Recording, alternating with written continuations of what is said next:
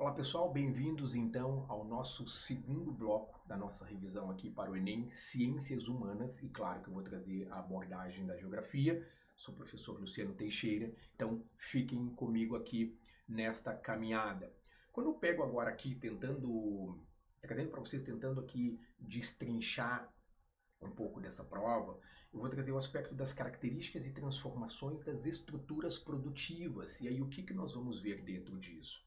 Diferentes formas de organização da produção, né? E aí vai pegar o aspecto da história aqui do escravismo, feudalismo, capitalismo, socialismo, trazendo o aspecto aqui da Guerra Fria, de 1945 a 1991, então pegando a abordagem da área, isso deixar para a história. Na economia, nós vamos falar da economia agroexportadora brasileira, né? Se olharmos para o aspecto histórico, o complexo açucareiro, né? A mineração aqui no período colonial, aí vamos pegar aqui o ciclo do ouro, né? Vamos pegar depois o extrativismo, o ciclo da borracha na região amazônica, né? A economia cafeeira, a borracha na Amazônia, então um aspecto, né, aqui ainda da história, e aí a destacar a importância de Minas Gerais nessa questão do ciclo do ouro.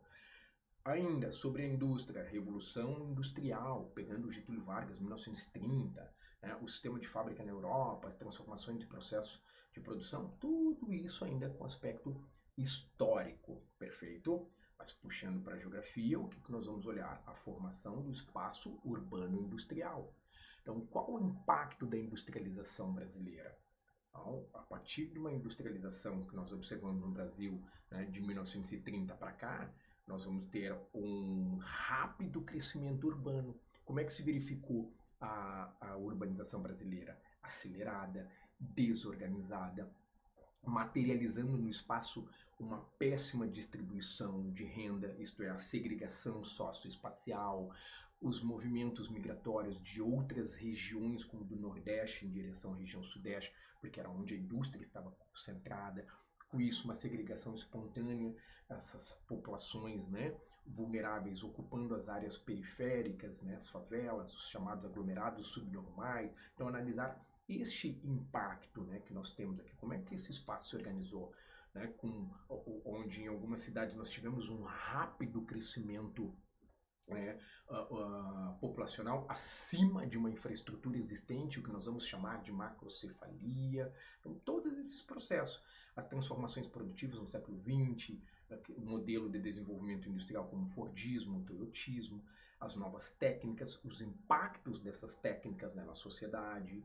Aí vem a industrialização brasileira, como eu já destaquei a partir de Getúlio Vargas, a urbanização, esse rápido crescimento, né? A formações de aglomerados subnormais, as questões sociais como moradia, transporte, saneamento básico, pensar nesse aspecto, o acesso à rede de ensino, pensar também na globalização, novas técnicas, comunicação, consequências econômicas, as organizações, né, como os blocos econômicos regionais, e aí por aí vamos. E aí eu vou destacar aqui algumas questões para vocês, como por exemplo o desenvolvimento industrial, como o Fordismo, que trouxe um modelo, uma ideia, né, de intensificar ou dinamizar o tempo de produção, trouxe ali uma ideia, né, de uma produção equilibrada com estoques, era um modelo que defendia uma ideia de estoques, que tinha uma relação de extrair o máximo da mão de obra de cada trabalhador, onde ele era especializado para executar aquela única atividade,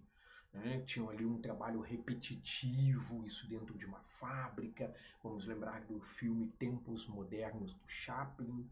Né? Tinha uma linha de montagem cujo objetivo era uma produção em série, né? Com uma ideia de produzir em massa para atender um consumo em massa.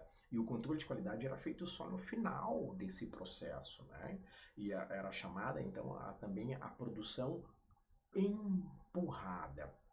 Em contrapartida, o toyotismo é uma produção adequada à demanda, de acordo com as vendas, de acordo, né, ali com as encomendas. Então, um processo onde a gente tem uma redução do estoque, a gente tem um trabalhador muito mais qualificado, conhecendo todas as etapas produtivas, vamos observar uma diversificação de seus produtos, vamos ter um processo de automação dessa produção, das etapas, né? O controle de qualidade né, a cada etapa dessa produção.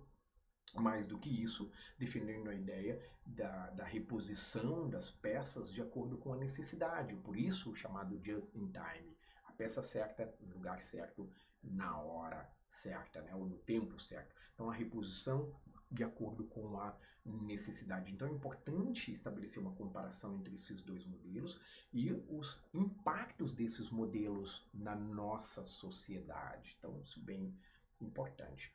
Do aspecto da urbanização, então destacar aqui o conceito de segregação socioespacial, que está destacado nessa imagem, onde nós observamos ali a favela de Paraisópolis, em São Paulo, a favela horizontal, e o bairro Morumbi, né, com um emblemático aqui prédio que hoje está decadente, e nós observamos uma piscina por andar. Então, a materialização da péssima distribuição de renda no espaço, do grande poder aquisitivo no bairro Morumbi e da baixa renda, né, na favela, na periferia, no aglomerado subnormal, onde o trabalho ali ele é informal. E aqui nós temos duas, digamos assim, cidades. A cidade formal, que é planejada, pensada, administrada, com muitos investimentos, que é o bairro Morumbi, acesso a serviço. E a cidade informal, que é Paraisópolis, onde nós temos invisibilidade social, exclusão social, carência de serviços, né? Temos ali também a economia subterrânea ou economia informal. Uma característica, né, dessa urbanização brasileira, do espaço segregado, a carência quanto ao saneamento básico, uma poluição, a carência como estruturas ali envolvendo coleta de lixo seletiva e também uma questão que a gente foi observando nos últimos anos, o processo de gentrificação, que é a renovação de um espaço urbano existente.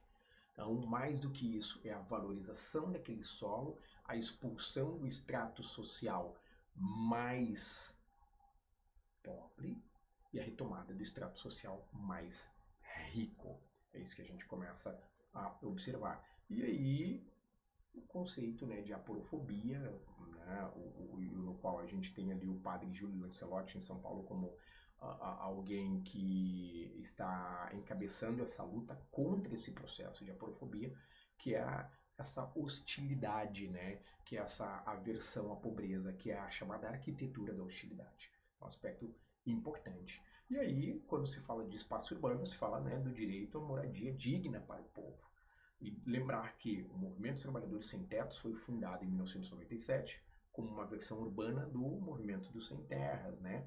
Que declara que seu objetivo central é a luta pelo respeito ao direito constitucional de moradia. O movimento atua nas grandes capitais do país, onde organiza trabalhadores urbanos na luta por um teto. Então, algo muito recorrente. Artigo 6º diz lá: são direitos sociais à educação, à saúde, à alimentação, trabalho, à moradia, transporte, o lazer, a segurança, a previdência social, a proteção à maternidade, à infância, né? E a infância, assistência aos desamparados, na forma desta Constituição. Então, os movimentos que nós temos também no espaço urbano, uma vez que nós temos essas cidades tão segregadas. Então, ficar atento a essas questões, assim como a questão da globalização, da nova ordem mundial, dessa reorganização territorial, da manutenção dos centros de poder, esta relação, essa guerra comercial, tecnológica e também espacial e bélica entre Estados Unidos e China, onde nós estamos diante de uma novíssima Guerra Fria, ou a Guerra Fria 2.0, de acordo, né, com o secretário-geral da ONU, o português Antônio Guterres, e quais são essas relações de poder ao longo da história, né? O impacto dessa tecnologia, assim como o processo de terceirização da mão de obra, principalmente, né, em direção à Ásia, em direção à China, Índia, Bangladesh, Vietnã, que é a nova pérola ou é a sensação do Oriente. Então, perceber todas essas movimentações como impacto. Né? Então, trazendo aqui para vocês, nesse segundo bloco, esse contexto dessas estruturas produtivas, ok? Continuem comigo aqui, vamos à luta. Valeu!